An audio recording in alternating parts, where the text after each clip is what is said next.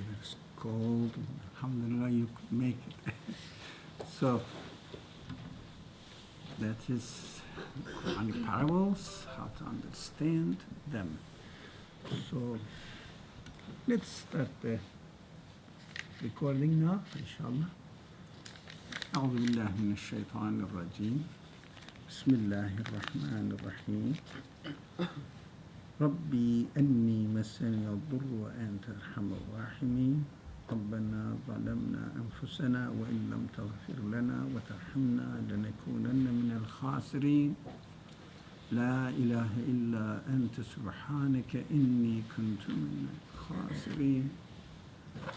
حسبي الله لا إله إلا هو عليه توكلت وهو رب العرش العظيم. حسبنا الله ونعم الوكيل نعم المولى ونعم النصير. غفرانك ربنا وإليك المصير. لا حول ولا قوة إلا بالله العلي العظيم. وصل اللهم على محمد وعلى آله وأصحابه وأتباعه أجمعين والحمد لله رب العالمين.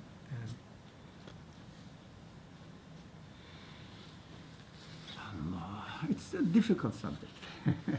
It is difficult for me, definitely, but it has always been a difficult subject for most of the scholars. But it doesn't mean that we cannot understand anything. No, we can. But we shouldn't take the shortcut, very simplistic way of approaching the subject and saying, it's a parable, it's a parable, take the parable as parable, not real, interpret it, but it's not that easy. So I'm all saying this, that we are not going to solve the problem for good, but at the same time, we have to be attentive, very careful.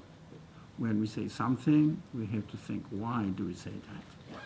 So when we make a definition, we have to think, why did we make this definition of the certain word? So, come to the first verse. Who is going to read it in Arabic? Anybody? Ready? Another? أعوذ بالله من الشيطان الرجيم. بسم الله الرحمن الرحيم.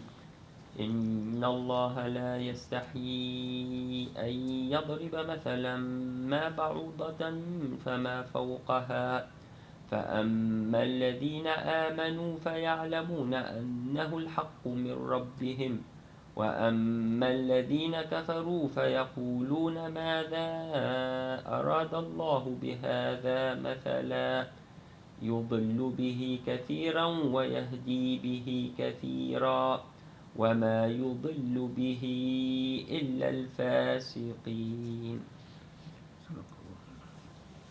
Somebody? English? No? No one knows? Okay. Behold, God does not disdain to propound the parable of a gnat or something even less than that. Now, as for those who have attained to faith, they know that it is the truth from their sustainer. Whereas those who are bent on denying the truth say, what could God mean by this parable? In this way does he cause many a one to go astray, just as he guides many a one aright.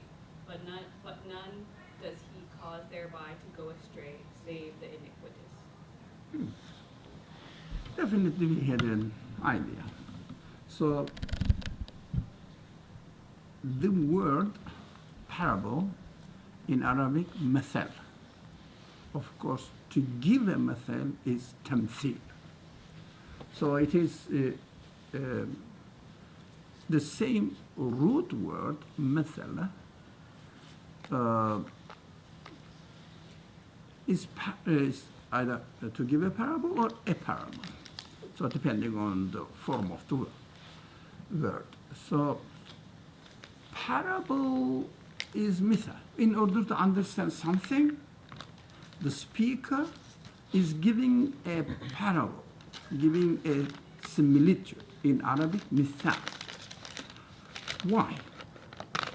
Why do we give in our normal daily life, why do we need to give parables? If something is obvious, do you give a similitude for it? If something is obvious. Yeah, for example, if I say, this is a, I don't know, box or whatever you call it, chair, or how do you call this, for example? Sorry? Podium. Okay. But do I have to give a parable? Only I give a parable, an example, if I cannot describe it to you straight away. It means if something is not within your scope of perception or scope of experience. So we give a parable so that it makes us understand if this is so, because I can see it through the parable, then what is meant to be there in the speech, it must be something like this, right? So, for example, in this verse, there are many verses like this. The speaker, God, the creator, says, I'm going to give you a parable. What is the parable? A knot, a fly. We know the fly. Okay. What is it to do as far as the purpose of the speech of the Creator is concerned? Why does he give me the parable of a sky, a fly? Make it simple, fly. In order to tell us what? In order to explain us what? Read the verse. God doesn't disdain to propound the parable of a gnat. It means, it is not a shame for him to give a parable of a fly. So, or something even less than that. Not a fly, maybe smaller than a fly, or less significant in your eye than a fly. We can give it. But now, as for those who have attained to faith, they know that it is the truth from their sustainer. What is the truth? What is the truth? What is he talking about, really? Feel a little bit free, because we have to read the verse sometimes in order to understand in a critical way. What is he talking about, so that we will say, if I have attained to faith, I will say, this is the truth. Fly represents what? So that I will say, that's true, really. Creation. So, creation. Speak up. Yeah. Yeah, so the fly represents our creation. Yeah. And man, the one who's reading is going to wonder, how does it exist? How does it exist? Right, who created it? Why do you ask all these questions? The verse doesn't say so. But it's a good question. Good questions. Why the verse doesn't say anything? Where did you get this idea? It is a part of creation, and it points to its creator. Why did you make all these stories up? What was your base for it? Anybody? I would say that's a natural inclination to question like that. One observes, they're naturally going to wonder where that something came from. And so based on conclusions that they make within themselves, they go back to a certain truth. And so in this ayah, I think it's saying that, for example, that even something as small as a fly or a gnat is not inappropriate to the grand scheme of creation in comparison to the grand scheme of creation. Yeah. So, yes, people wonder about it. You know, if you see something, you know, who made it, how it came into existence, etc. All those really instinctive, real, natural questions. But if someone says, but in this particular sentence, it doesn't mention so. It doesn't mention that. How did you get this idea?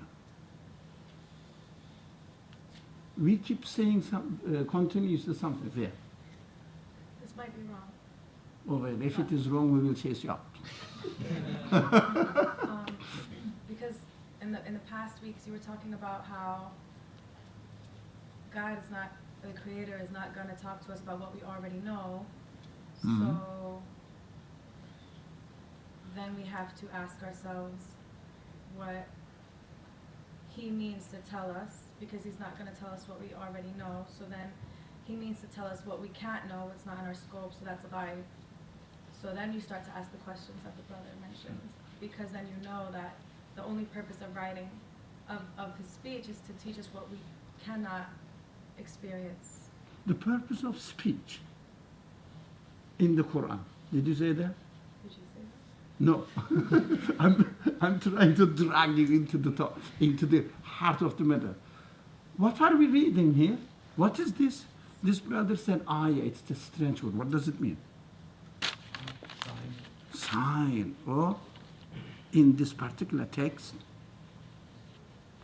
a sentence, a verse, in the what?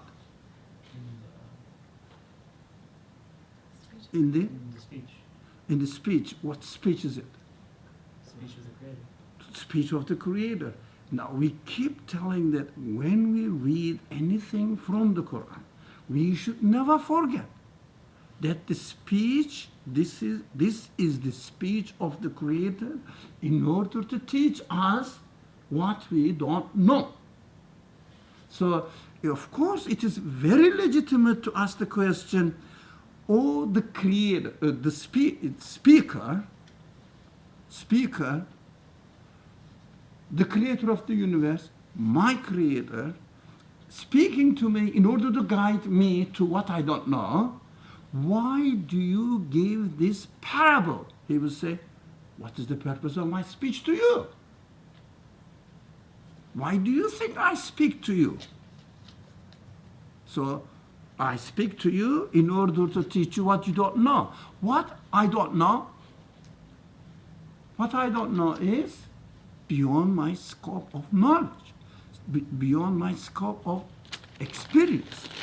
So if he is going to teach me something beyond my scope of perception, knowledge, he has to speak to me with parables. Give me the parable which is perceivable, that I can examine, I can really see and experience, so that I can get to the conclusion about the purpose of the speech of the speaker in the Quran. It means the Creator God. So we have to always come back to the source. What are we doing? We are reading the Quran. What is the Quran? Define the Quran, the speech of God, who speaks to me to guide me to what I don't know. Teach me why He has created, etc., etc. From His perspective. Because I don't know or why the universe has been created or has been there.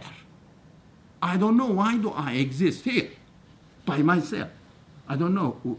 Can anybody know? I don't think so. We don't know.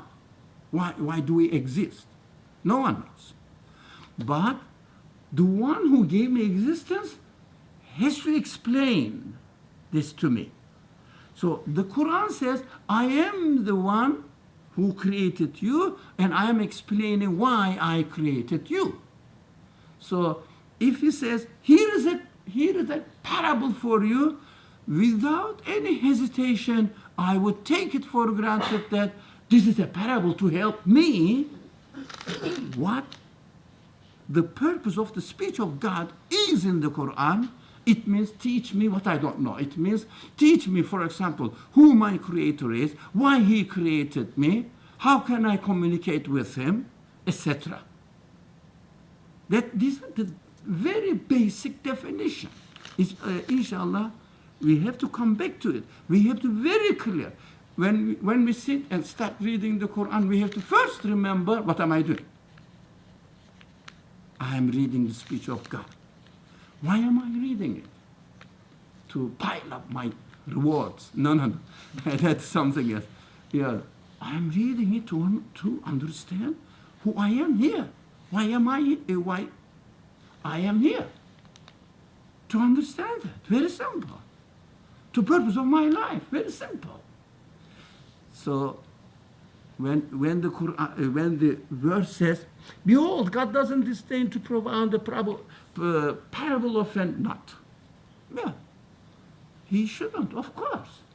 If he is the creator, if he is the absolute creator, if he is the one who gave existence to this world, at least by definition, he said, I am absolute, I encompass everything, so everything belongs to me, etc. We say, of course, if he is the creator, if he brings the things into existence while they didn't exist before, he must be absolute. If he is absolute, he must be, now, pay attention, present.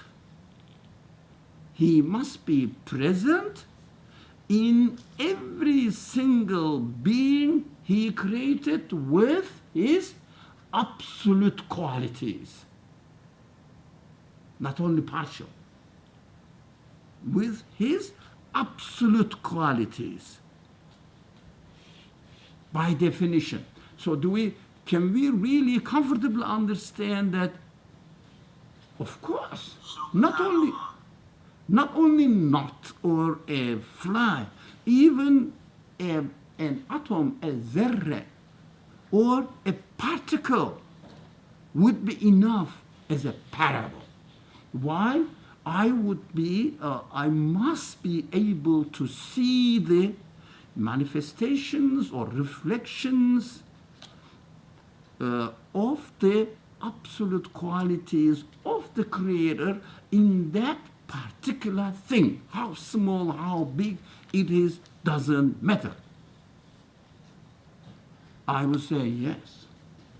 If the Creator is speaking, if the Creator is giving an example, he should never disdain to give any kind of example, whether you like it, you don't like it.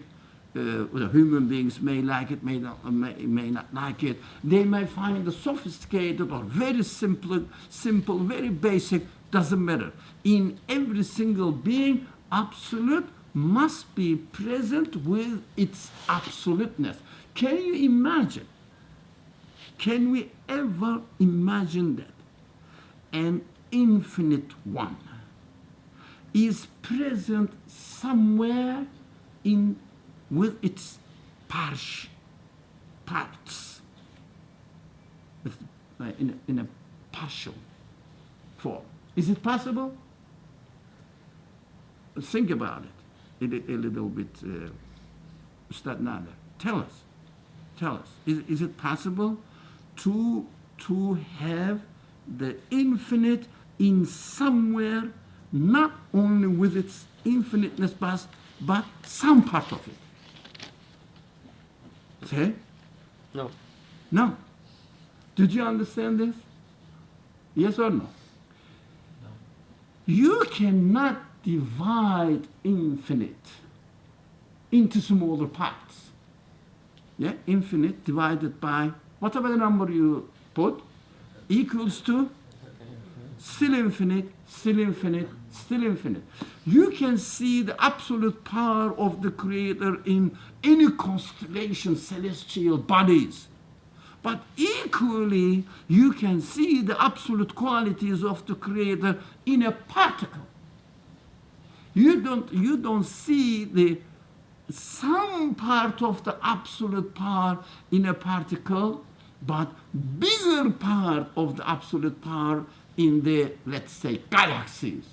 That is illogical. Right?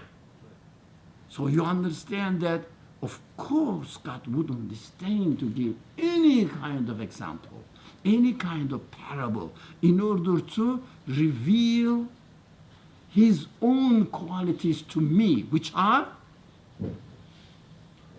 who will carry on the sentence, complete the sentence. His own qualities to me. His qualities are? Unknown. Say? Unknown. Sorry? They are not known, unknown. Or absolute. Absolute. Yeah. They are absolute. Yes? For me, but when we say not known, we have to define it. We studied that. We don't know the essence of it, but we don't know its existence. So the existence of absolute can be known to us.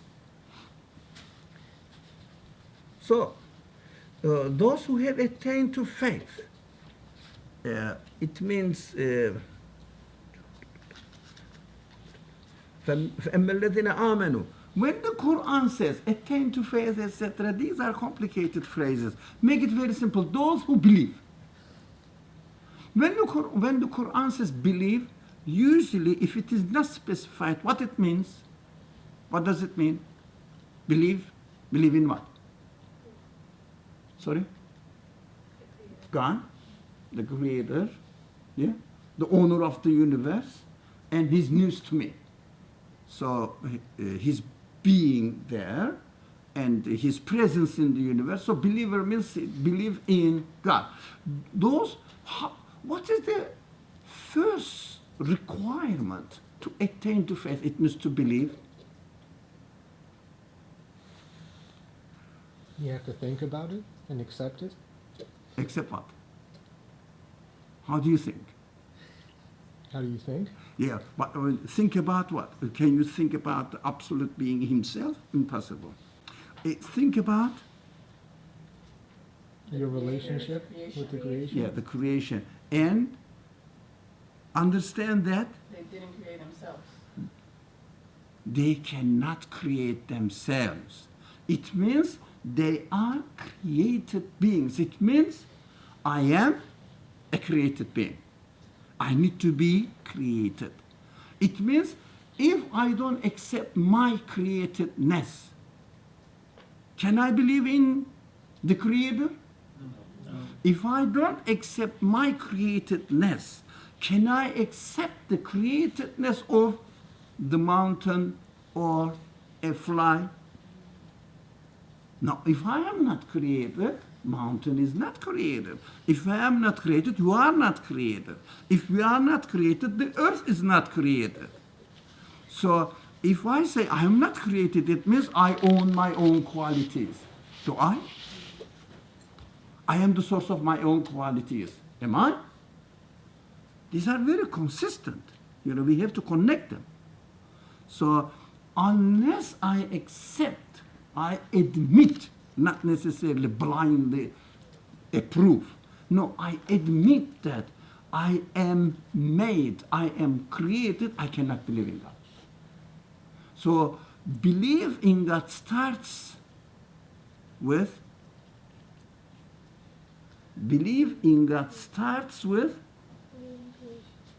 believing that you are created. You are made. It means believing means really, belief, the word is a little bit problematic. So admitting that you are made.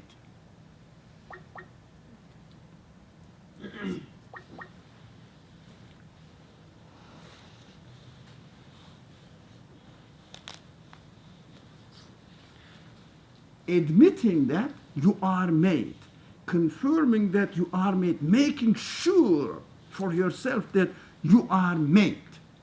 if you are sure that I am really made, I cannot own my own qualities. Who made me? Who made me? So look for the maker. When you look at your qualities, you have to be able to see the absolute qualities manifesting there. So whoever made my, I don't know, finger, I examine my finger, what I understand, in order to be able to claim that I am the maker of your finger, I have to know your whole body. If I am the maker of your finger, I have to know all living beings, and I have to know all the universe, so that I have to create you in a perfect location within the universe. So, in order to create my finger, it must be the creator of whole universe. So that is belief. When the Quran says belief, means belief in God in this sense. So really we solve the problem now. If there's a problem in the verse, why the parable is there, and what is the purpose of it, how can I know it? It's very simple. By definition of the Quran, we understand that if I believe or accept that I am made, I am created, I comfortably conclude that I have a maker. So in order to know my maker is giving me a parable of a fly and gnat, so I can easily examine the existence of gnat, or the qualities of the gnat, and find out that it is maker, it is creator, it is originator, is the absolute one, who is the creator of the whole universe. So that's why he doesn't disdain. You say, this verse makes sense, consistent, and approve it, confirm it, that this is a true statement. Right? Those people who don't want to believe what they say, what does it mean? What's the simple gnat? And that's why they cannot really understand the truth. If they see a gnat as a simple being, then they would definitely see all the atoms and particles and cells and molecules are simple beings. It means for them, they are not, they have no qualities which is worth paying attention to. It means they are not really appreciating the quality of the creation. If someone says, if someone doesn't believe in God, they don't understand. No. If someone doesn't acknowledge or appreciate the quality of the creatures, that person cannot believe in God. But be careful. I may be claiming that I am a believer in God, and I may not be the one who is appreciating the absolute qualities manifested in the creatures.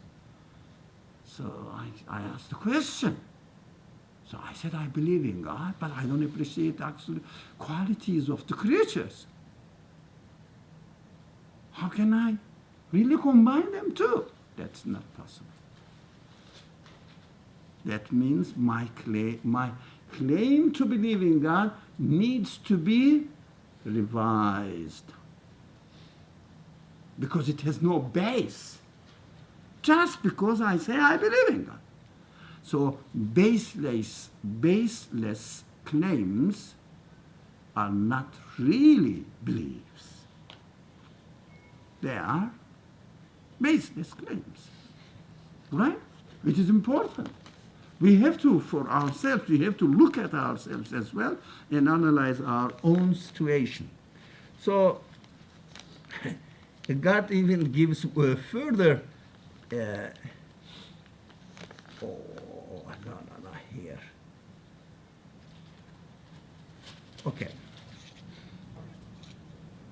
So in this way, does he cause, God causes many, one to go astray. So we know that in the following part of the verse it says, he doesn't really go astray anyone unless they themselves are iniquitous. It means they themselves deviated themselves from the truth. But before going there, how do you think God does cause somebody go astray?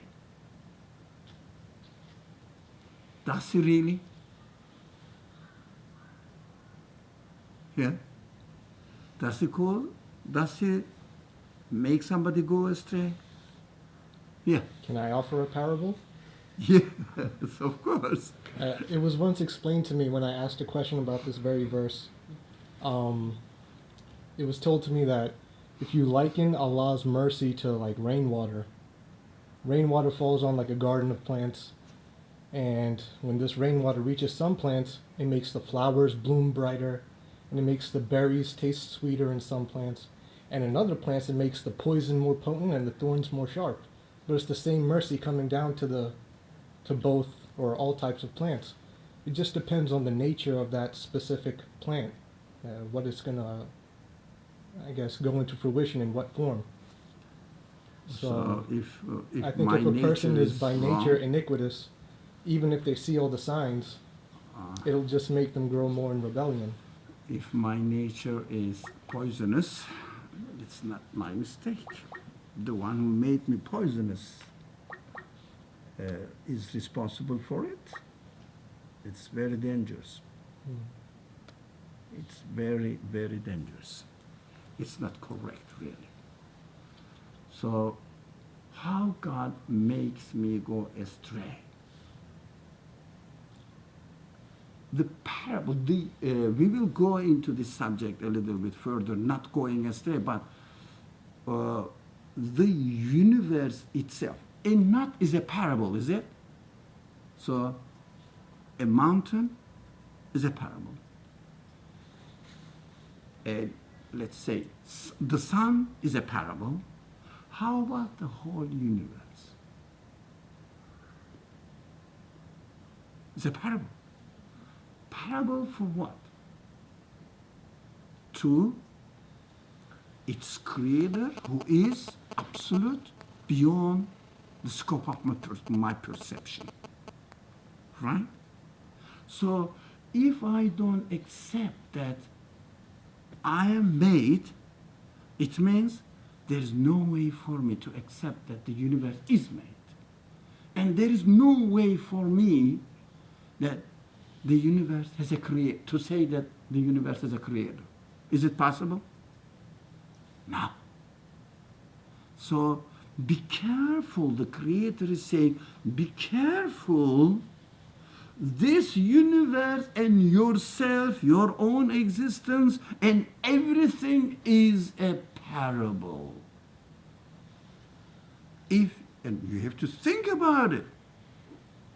Do they exist themselves, or do they need to be created in order to exist? Think about it. If I don't think and I say that the reality consists of this universe only, for me, I am lost in the parable. Right?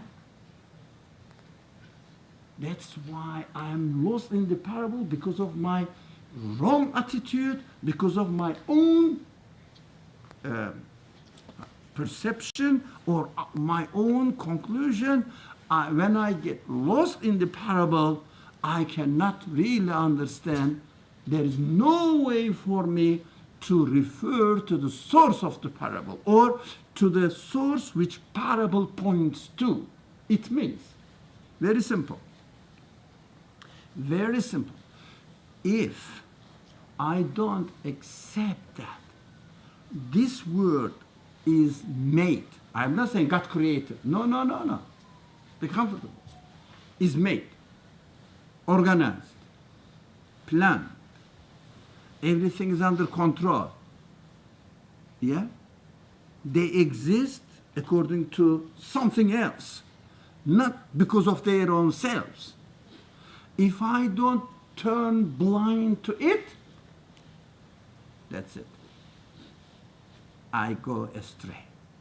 God says, be careful. Don't turn blind to the creation. Be careful. Don't turn blind to the creation. The first thing is we have to believe in God. No. The first thing is we have to pay attention to the things around me and question them. If I don't question the existence itself, the universe itself, the things that I am encountering with, or especially if I don't question my own existence, I am lost. I am lost in the parable. No way to be guided.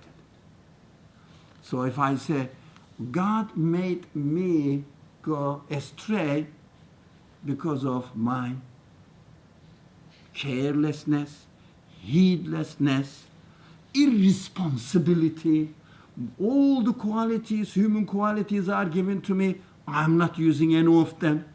I'm just saying, I will enjoy myself.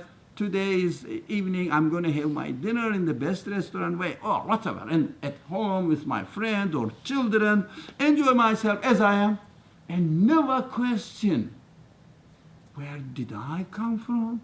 Where do they come from? As long as you never question, you are lost. Somebody says, I don't have to question because I have no doubt, I believe in God. It is just, I don't know, rhetoric. I just speak. Why do you believe in God? Where did you get this? From my grandma? Or she told me that there is a God. Okay, we believe in God, we are Muslims. All right. Are you a robot? Or what? Are you a human being? All the qualities are given to you just in order to get a best profession? Or in order to get a best position in the society? No. The first, all the human qualities are given to us in order to question my own being. No way to escape from ourselves. If we don't question ourselves, no way to go or to find the truth. Whatever you say, I am such and such religious man, I don't care. Do you question yourself or not? Do you pay attention to your own existence or not? If you don't, whatever you do, every day, every night you read the Quran, none of my business. If you don't question yourself, you are already lost. Why do you read the sacred book? So do you get any enjoyment from it? That you don't know what are you doing? What you are doing. So it is very important. Belief requires certainty. Certainty requires serious questioning. Without questioning, without really asking, you cannot reach the truth. So you are already lost. That's why God says, with this parable of the universe, everything in the universe, whatever it is, God leads someone, how the language says, cause many one to go astray, just as he guides many one aright, but none does he cause thereby to go astray, save the iniquitous. It means really is the fasiq. It means he has no self-consistency. He has no concern about anything seriously. But in this world, who doesn't have the religion, who doesn't take the religion seriously. No. Salih, don't misunderstand. Take your own existence seriously, you will be a seriously religious man. If you don't take your own existence seriously, but you are very observant religious man, I don't know why. Do you? I don't think anybody knows. just said, I am religious. That is very, very important part. And that's why if you really look into the meaning of look into the structure of the verses of the Quran, it has many, many meaning revealing to us. Here it says, if you don't take your own self seriously, you will never be a believer. But take yourself seriously, your own existence, or the existence of the things around. Okay? You Hamza, when you sit at the table and start eating something, if you don't really think, what are you doing? What are you eating? It means you are wasting your time. You are lost. If you like, not personally, it is the attitude of the iniquitous. With the language of the Quran is fast. Yeah, but we don't mean to be fast. Okay, it is open for repentance. All right, just repent, but don't ignore it and don't lose yourself in the religious actions without realizing what you are doing, why you are doing. It's not difficult. But at the same time, if you follow a religion traditionally, it is extremely difficult to get out of this traditional box. It's very difficult. So we have to question. Here, at least, inshallah, at NYU, or you are intelligent people, you can question. You should and you can. Inshallah. Any question? I'm moving to the other verse. No? Yeah. What if you find that the more you question, the more you go astray? As you question, you're so in depth, like questioning every single thing that you do, and everything you've ever stood for, and then at one point you get to a point you're like, I'm so far gone, I don't know how to get back to. So question what? Like everything, like the traditional box that we were raised in, right? Yeah. And so we start questioning everything like that. And then at a point, we get to a point where we think maybe things were fabricated in a certain way. So, but look, you're questioning something else than what I mean.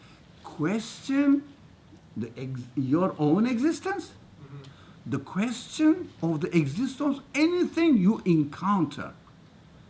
Question of tradition, questioning certain culture is a completely different matter. We are talking about existential questioning. So when you question yourself, question whatever you are encountering with or interacting in this world, whatever, question, where does it come from? Is it possible to exist by itself? Then you establish your belief on a firm base. And then, don't worry, you wouldn't buy fabricated things. Yeah. Is it safe to say that if someone starts off with existential questioning, which is the starting point, and they go through that path slowly and come out of it, then the other questions that might follow, which perhaps the brother is referring to, that they'll kind of fade away, or then they'll make more sense? Now, it shouldn't fade away in principle. When you establish your base firmly, you can comfortably refer to everything to that firm base, and then you will have the criterion in your hand. The creator that I believe in is the creator of this, is the creator of my sense, is the creator of such and such, whatever you are really interacting or questioning. Can he do that? Can he ask me to be, for example, to go against my own feelings? Can he do what, for example, can you expect me to do something which I cannot approve? Then you can start really studying it. But be careful, we have to study the Quran carefully. What we say, do you read the Quran? We say yes. How do you read the Quran? Alhamdulillah, I read 2, 4, 5 pages a day. You know, every day I am always with the Quran. Excuse me, if you read 5 pages of the Quran a day, you understand anything? You have to read 1 verse, and it should take you, at least in this questioning matter, at least a week. If you just can say, I understood, is it? You know, God doesn't disdain to give you a parable of a gnat, etc. So, okay, because even a gnat is enough for me as an evidence. But that's it, finished. Why? Why is it the evidence to what? If you don't really go into it, question it and analyze it and read those people who have thought about it. Look, be careful.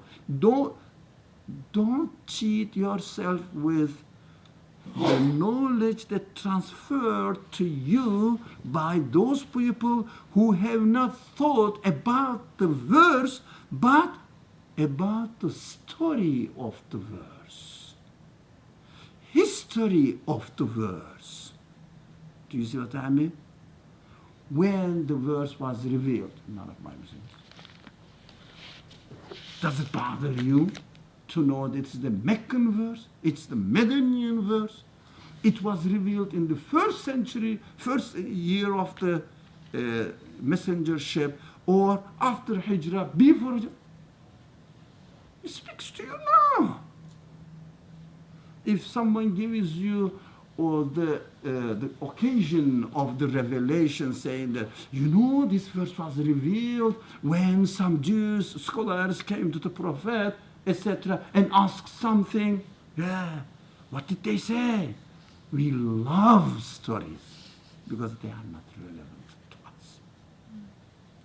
So when we really study the Quran, try to understand it as it is explained by those people who study the Quran, by questioning it seriously as far as the fundamental teachings of the Quran is concerned. What are the fundamental teachings of the Quran? Teaching who my Creator is, teaching why I am here, teaching what is the end of my life, what is the purpose of my existence, and what will happen to me. Where am I living? You know, we say that we believe in the Prophet. Where is it? I haven't seen it. Is it in the bench podium? No. How do you believe in the Prophet? The Quran teaches you. You have to study. You have to be very careful. You shouldn't take it for granted. Nothing. If something is taken for granted, it is not belief.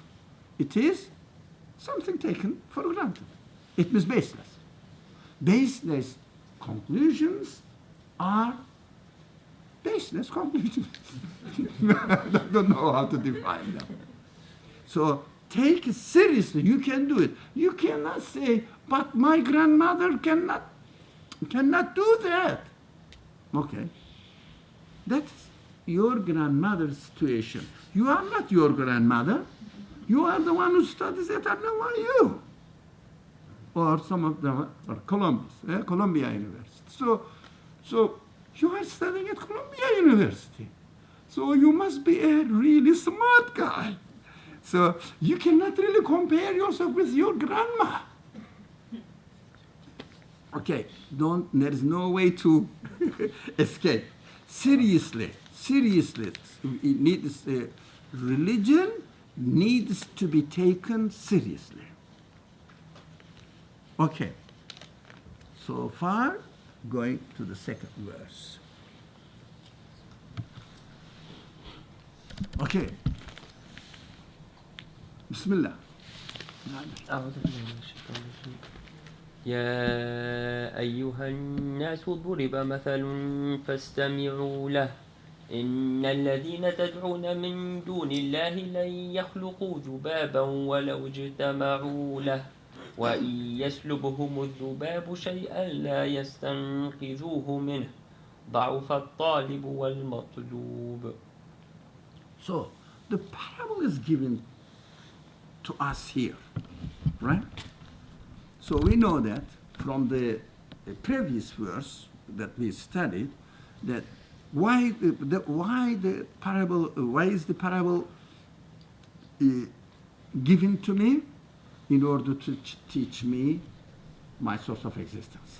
Very simple, my source of existence. So here, when the verse says, let's hear the English translation. What? Somebody? English translation? O men, a parable is set forth herewith. Hearken then to it. Behold, those things whom you invoke instead of God cannot create as much as a fly, even were they to join all their forces to that end.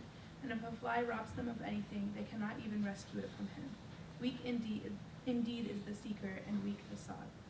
So this parable is given to us, and we are expected to pay attention to it. Hearken to it. So the parable is saying, in order to teach us who my Lord is, who my Creator is, the parable is saying, those beings whom you invoke instead of God. Who are they? Who can describe me? And who is or what is anything instead of God? What's created? A created being? Any, yeah, Created being. any created being.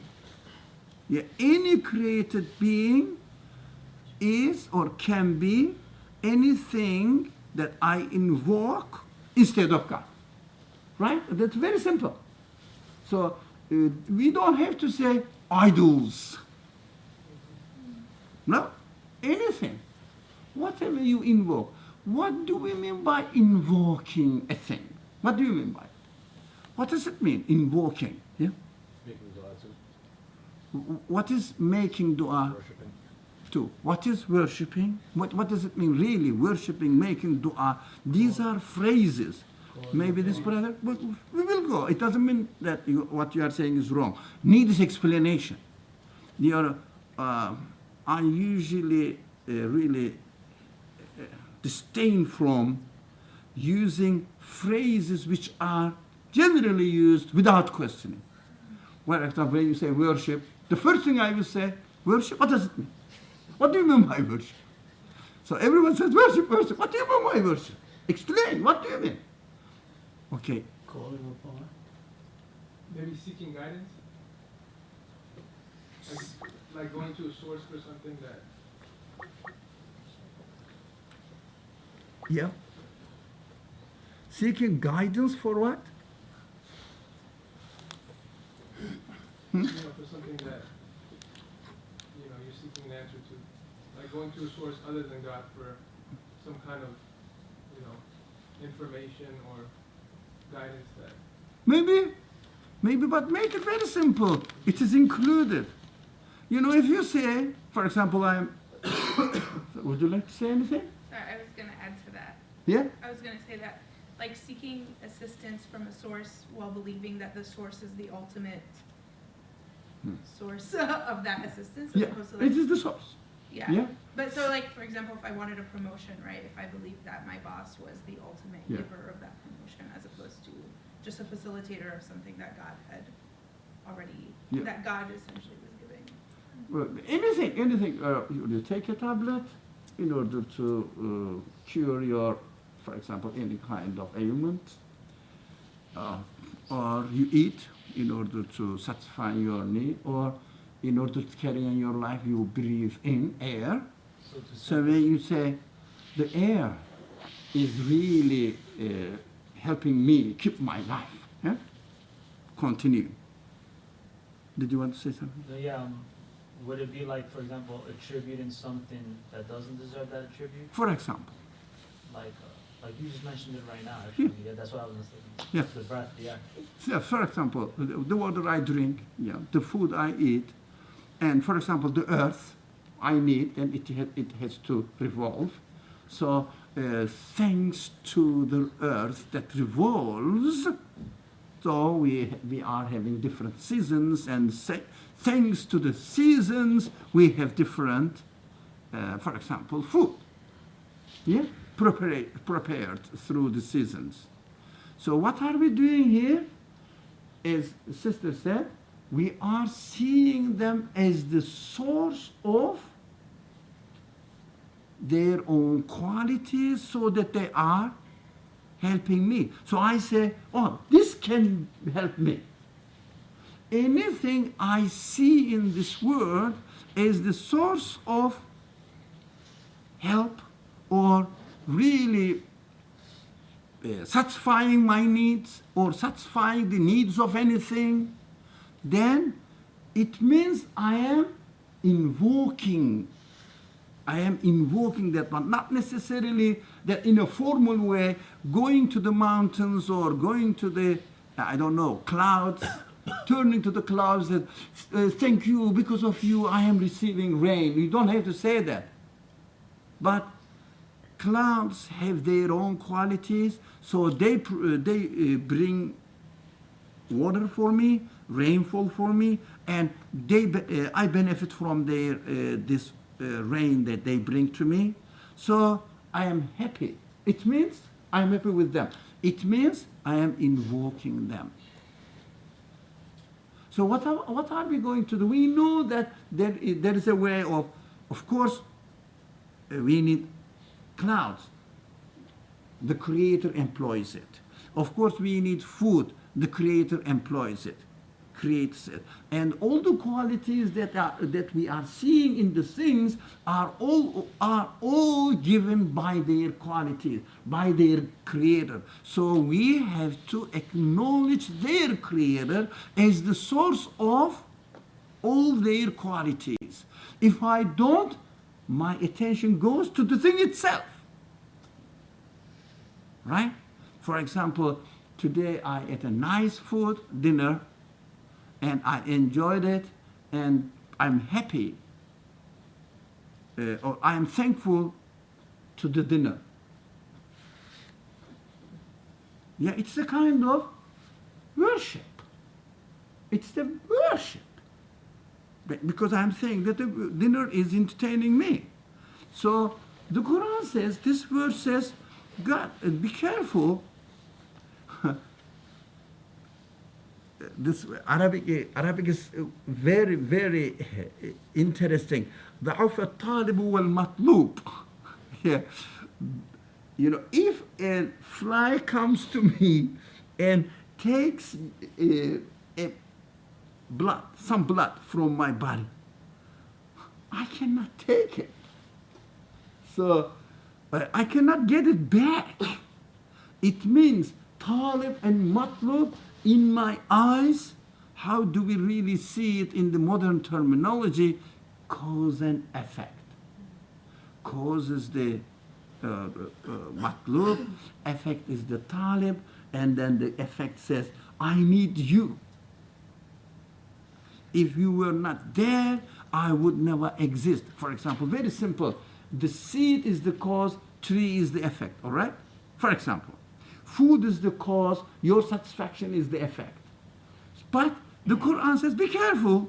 Look at the seed, look at the tree, look at the food, look at yourself.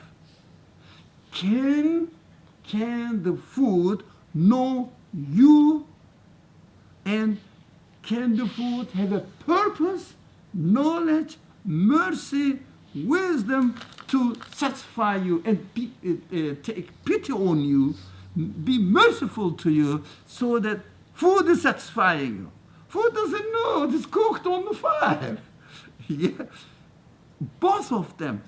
You need a creator, as well as cause itself needs a creator, the same creator.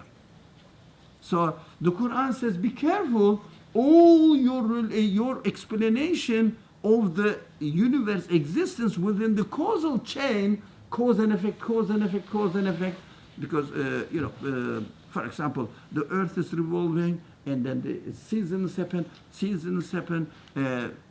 earth becomes softer and cooler, or hotter, etc. And then these differences causes the soil to crumble down, and then seed drops there, and the food comes out of the soil, earth. Otherwise, the seed wouldn't grow on stones, for example.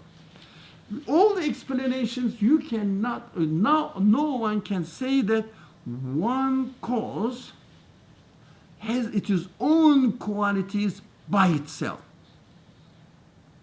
And also equally, there are other verses in the Quran which says, what you see that the cause of existence of anything, they themselves need to be created. They themselves need to be created.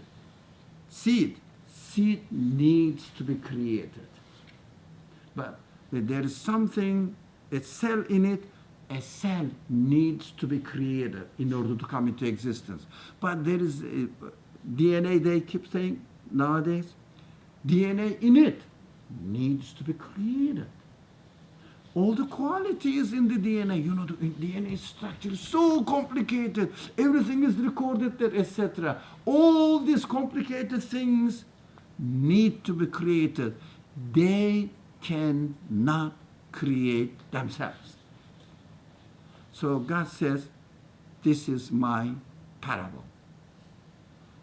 What I understand from here, this verse, the causal relationship shouldn't make you fall into the trap of seeing that, the things are causing by other things. No, be careful. Whatever you see as the source of existence of anything, be careful, study that it needs to be created. We say, very simple, we say oxygen and hydrogen come together and makes the water molecule. That's what I know from chemistry. Nothing more than that's enough. So we say, oxygen and hydrogen atoms are making the water molecule. Quran says, be careful. Oxygen itself needs to be created. Cannot make its own existence by itself. Hydrogen itself needs to be created. And they attract each other. Attraction itself needs to be created. Right? Or they don't really attract each other on an ordinary atmosphere. There must have a certain atmosphere. That certain atmosphere, the conditions need to be created. Quran says, be careful. This is a parable for you. Listen to it. It is a beautiful parable. That's what we should understand the parable in the Quran. Always teaching us the source of the existence, which is absolute. Right? All the parables. Right? Any question? Did we get this word? It's a beautiful verse. They make really, even they were to join all their forces to that end. All the universe can get together. Yeah? All the causes, think about it, get together to make a fly. Can they? There is a certain rule for a fly to exist. And this certain rule is set by the one who gives the rule to the whole universe. To the whole universe. It cannot happen by itself. Nothing can happen by itself. So brother wanted to say something, I think. Did you? Or is it? I was waiting for the explanation of that section. That? Yeah. Oh, it is. Yeah. So, not only, in order to, let's say, in order to have a water molecule, not only we need oxygen and hydrogen. What do we need? Gravity. Sorry? Gravity? Gravity, did you say? Yes. What else? Or you can ask, what we don't need? We need the whole universe. We need the whole universe established as it is, in its entirety. So in order to make one water molecule, if the whole universe come together, cannot make it, because we know that universe it doesn't have a will, doesn't have a free choice, doesn't have knowledge, doesn't have any consideration. They are all made as they are. So they cannot make one molecule. What we understand, whoever created the whole universe can be the creator of one molecule of water. Right? We have to always make this combination, or how do you call them, relationship. In order to make one atom, one has to be able to bring the whole universe into existence. Not only, for example, in order to make an atom, one has to have enough power to create an atom. That's correct. Enough power to make an atom. What is this enough power to make an atom? This enough power is the power which needs to be able to create the whole universe. That's why we see absoluteness of the Creator in every part of the creation. We cannot really separate, dissect the universe, the creation. You cannot really take one thing out of the creation and study it. But those people, in order to make something and produce something in this world, for practical purposes, they take one thing isolated from the rest of the universe and put it in the lab conditions and study there and start producing new formulas. They seem to be working, and then interpreting that these are the conditions for this result. In order to get this result, we have to have these conditions. But these conditions can exist only within the conditions of the whole universe.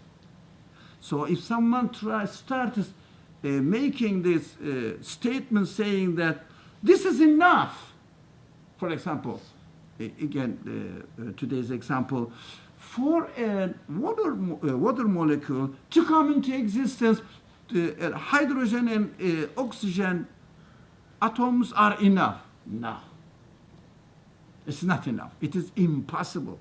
And then this conclusion is a personal interpretation which is not based on reality. That is based on his or her own limited lab conditions. And it doesn't work, because you cannot really take the lab conditions out of the context of the whole universe. It is impossible. So really we shouldn't cheat ourselves. So today, this man, the famous man in the UK, speaks about cosmology, Hawking. He said, if God created this universe, he wouldn't, because he would have no time. Because in his own understanding, time is within the universe. So God must be within the universe. It is impossible. So he said he wouldn't. What an illogical and, I'm sorry, it's stupid statement. God is the creator. God, by definition, is the creator of time and the space. He's the originator of time and universe. How do we know that? Did we see that God has created time and space? No. I'm just looking at the space itself. I am just looking at the universe itself, or the part of the universe itself. I am concluding that the creator must be not of the same kind of the universe. So the mithal, the parable, points to its source, right? Oh, points its source, but we cannot really see the truth which the parable points to within the parable. Did you get it? No. Did you? Do you understand? We cannot, for example, we cannot, that is very, very commonly used language among the Muslim scholars, especially Muslim scholars. Some other scholars belong to other religious tradition also say this: we cannot look for the creator of anything within the thing itself. It is by definition contradiction. Have you thought about it? It's beautiful. So I cannot look my creator within my own being, because I am a created being. How can I look for my creator within a created being? Somewhere, where is my creator? Under my arms, or in my chest, or ridiculous. Or within my cells, it's ridiculous. Cells need to be created, my chest need to be created, whatever. So I'm looking for the creator. Creator must be also out of the external to the created being. So, but you can look for the qualities manifested in every in the being. So if there are again parables, again it's very famous parables given by many people. The mirror, there is an object, and the mirror reflects the shape of what appearance of this object here. In order to understand the real object, can you investigate in the mirror and the reflection in the mirror? Where is the real object? Do you understand? It's ridiculous.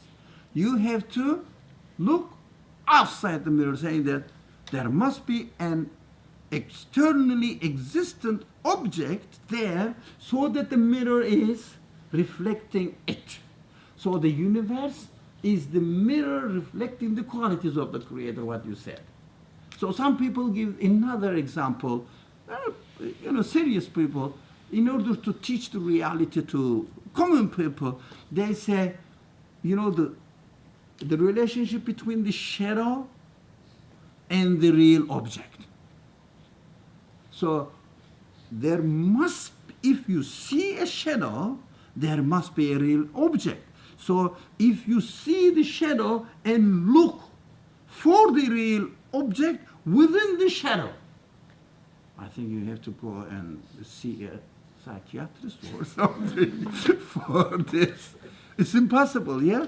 But unfortunately, those people who call themselves bright and with lots of titles, blah, blah, professor or something in front of their names, they look for the real object within the mirror,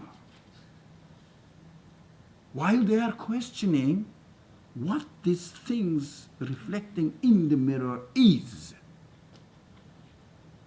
They don't see the qualities manifested there and conclude that there must be an object. That's why it's reflecting here. Otherwise, the reflection cannot exist by itself. Everybody knows it. It's my experience as well in this one. Any further? Parable. That's another parable again. Shall we stop? Another question. With the molecule of water, okay, so did you say that you need not simply, hydrogen and oxygen and gravity? That would be simple-mindedness. You're saying that you need, did you say that you need the entire universe? So then you're referring to the interconnectedness of creation. Every part of the creation. Dependent I just want you to elaborate on that, because do you mean then that every creation is connected and relies on every other creation? Yes. Because, well, see, that's kind of, I just, It's I understand, interconnected. but it's hard for me to really grasp. You cannot really isolate it. You cannot really take something out of the universe. You are always in the universe. It is always in the universe. It exists always in the universe. Exists always in the matrix of the whole order of the universe. We cannot. So that's why Quran says you cannot get out of the universe. You cannot get even if you want. You cannot get. Not only you human beings, nothing can get out of the universe. If, for example, in the example of the reflection in the mirror, reflection in the mirror cannot get out of the mirror. Impossible. That's why we cannot get out of the universe. It is impossible. So we have to see the things within the conditions of the universe. That is called, actually, in tradition,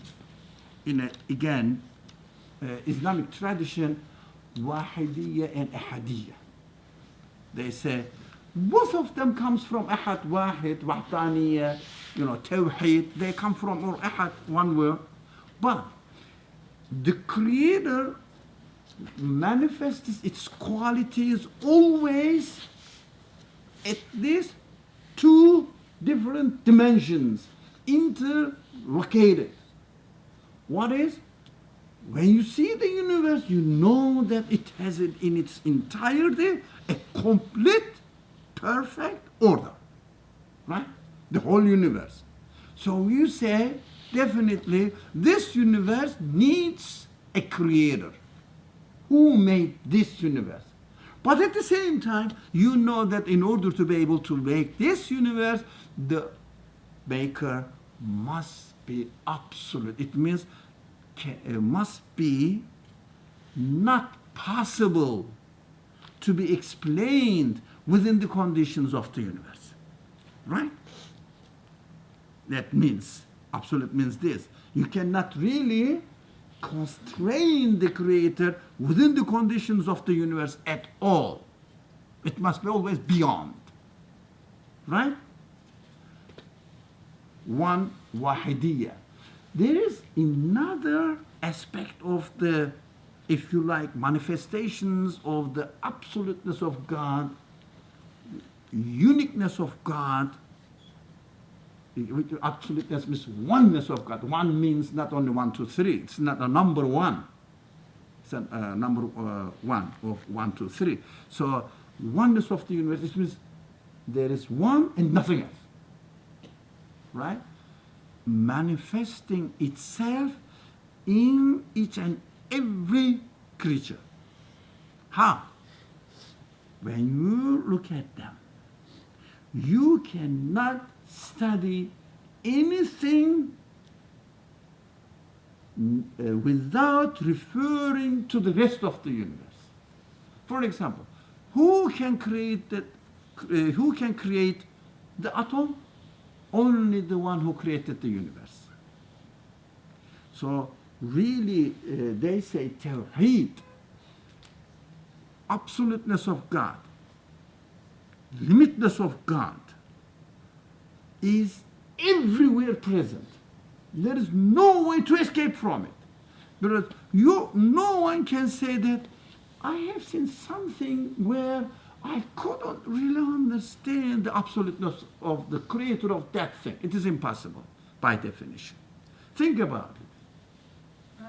Just one last question about that. So,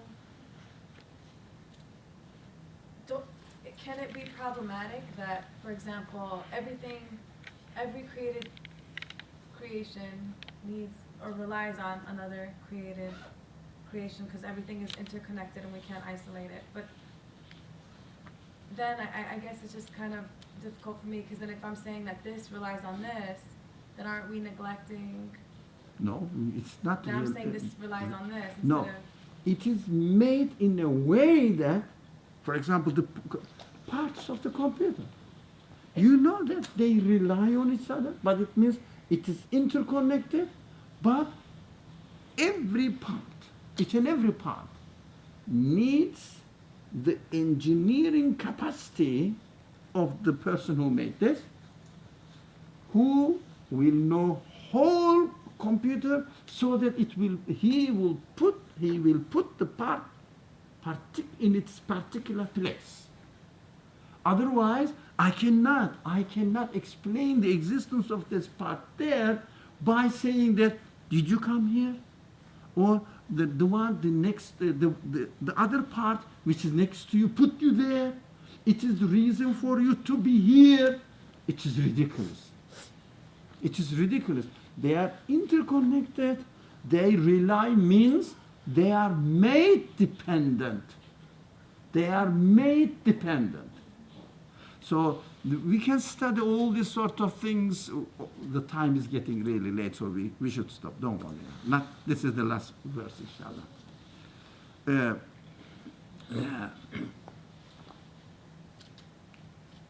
Everything is related to each other. Nothing is exactly the same, although they may be similar. Right? Nothing, Risale, you are the similar Risale as I saw you last week, but not exactly the same. You are, I'm sorry, 1 week older than you were. I'm aging gracefully. Yes, you're maturing. So, changing. Nothing is exactly the same. And also, nothing is the cause of the existence of the next thing. It means they are not interrelated like this. Be careful about this. They are nexus to each other. Like this. So it exists independently from this one, but it's next to it. So they are tied up, but not like this, so that this has to pull this one and this has to pull another one. Nothing can affect another one, although they coexist next to each other. Do you understand? Although they coexist next to each other, related to each other, but they don't affect each other.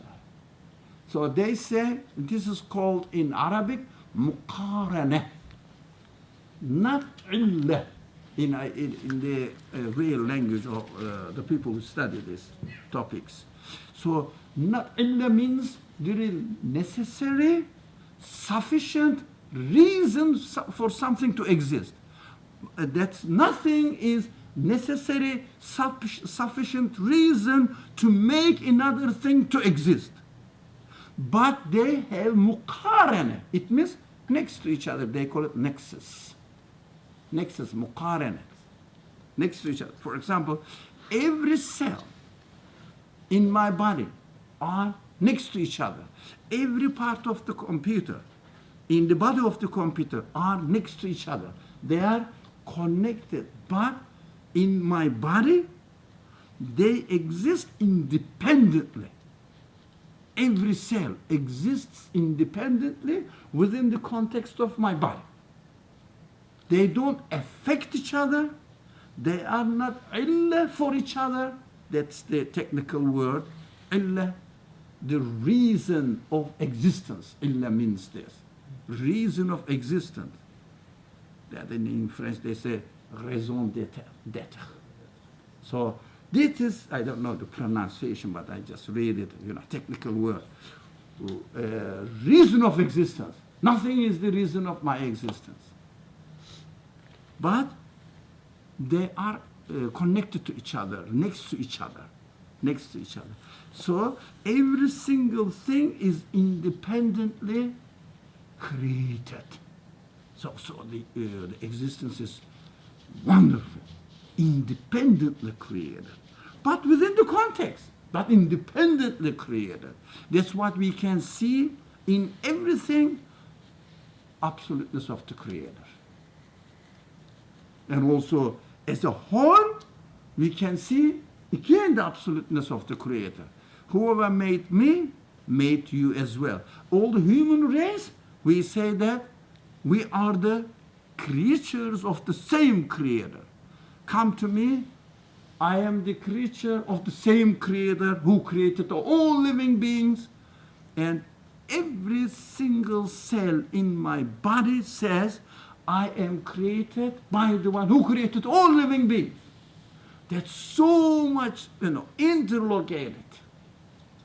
Evidence by evidence, evidence by evidence, multiplied by the number of the creatures. That's why in Arabic they say, بِعَدَدِ كُلِّ ذَرَّاتٍ وَمُرَكَّبَاتِهَا. When they make the tasbihat.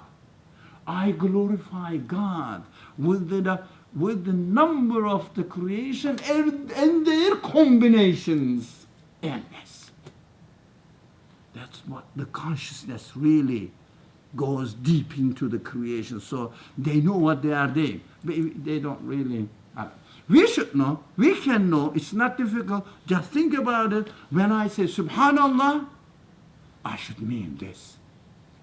God, I glorify God, and then look at the whole the sky and saying that, oh, the awesome sky and the celestial bodies are really, really great and grandeur. So the Creator must be great.